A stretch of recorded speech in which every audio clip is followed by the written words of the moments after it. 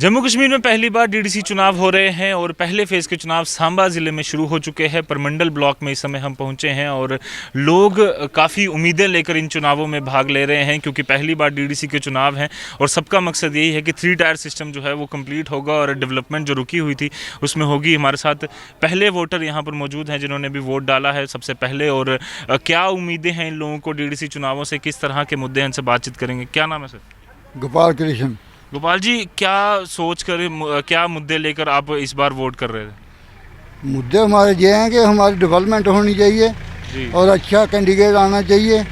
तो यही हमारी उम्मीदें हैं। और क्या हमारी उम्मीदें हैं। इससे पहले पंचायत के जो सरपंच हैं, पंच हैं, उनके भी चुनाव हुए हैं, बीडीसी के चुनाव हुए हैं। किस तरह के काम आपको लगता है कि पहले हुए हैं और आने वाले दिनों में अब डीडीसी के किस तरह से करेंगे? पहले जो हमारे हुए हैं, लोगों ने, हमारे सरपंच साहब ने, पंचों ने अच्छा काम किया है, इसलिए हमने डीडीसी का जो भी बनेगा वो अच्छा काम करेगा, इसलिए हमने वोट डाले हैं। जी, काफ़ी उम्मीदें हैं लोगों को और यहाँ पर कई सारे और लोग हैं। सर, परमंडल ब्लॉक में भी हमने पहले भी देखा है, काफ़ी ऐतिहासिक एक प्लेस भी है यहाँ पर, लोग यहाँ पर टूरिस्ट भी आते हैं। किस तरह से यहाँ पर मुद्दे हैं जिनको देखकर लोग वोट कर रहे हैं?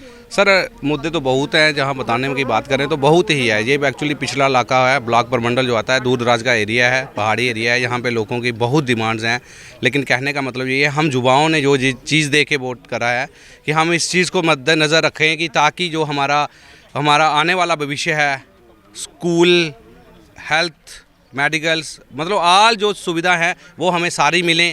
और युवा इस जोश के साथ वोट भर रहा है ताकि हमें आने वाले टाइम पे हम भी, मतलब हम जो अपना गांव एरिया है और हम शहर के साथ मुकाबला कर सकें और हमें बेनिफिट मिलें। हमें वो डीडीसी, मतलब हमें वो कैंडिडेट चाहिए जो हमारे मुद्दों को हल कर सके और हमें डेवलपमेंट करा सके, हमारी ओर ध्यान दे, ना कि जाके कहीं और जाके बैठ जाए। और हम उस सरकार से, उस नुमाइंदे से हम उम्मीद करेंगे, हम उनसे काम लेंगे, तभी हम उसको वोट कर रहे हैं। डीडीसी चुनाव पहली बार जम्मू कश्मीर में हो रहे हैं और एक नई तरह की लीडरशिप जो है वो उभर कर सामने आएगी। किस तरह की उन लोगों से आप उम्मीदें करें? सर, बहुत ही अच्छा, जो कहने का मतलब ये है कि बहुत ही अच्छा ये मतलब निर्णय लिया मोदी जी ने, ताकि हम लोगों, गाँव के लोगों में से भी एक नेता चुन के आए। और डीडीसी इलेक्शन पहली बार होने से लोगों में भारी उत्साह है।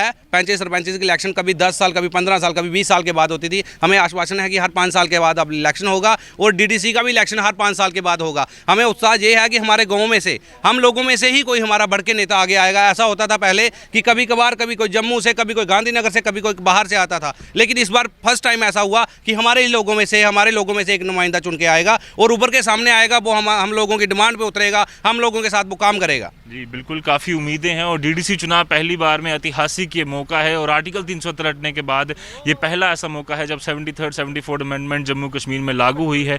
पंचायती राज सिस्टम को स्ट्रॉन्ग करने के लिए 3 टायर सिस्टम जो है वो पूरी तरह से कंप्लीट होना चाहिए और डीडीसी चुनाव होने के बाद ये सिस्टम कंप्लीट होगा। 24 दिसंबर को इसके नतीजे जो हैं वो आएंगे। 8 फेजेज़ में चुनाव होने हैं।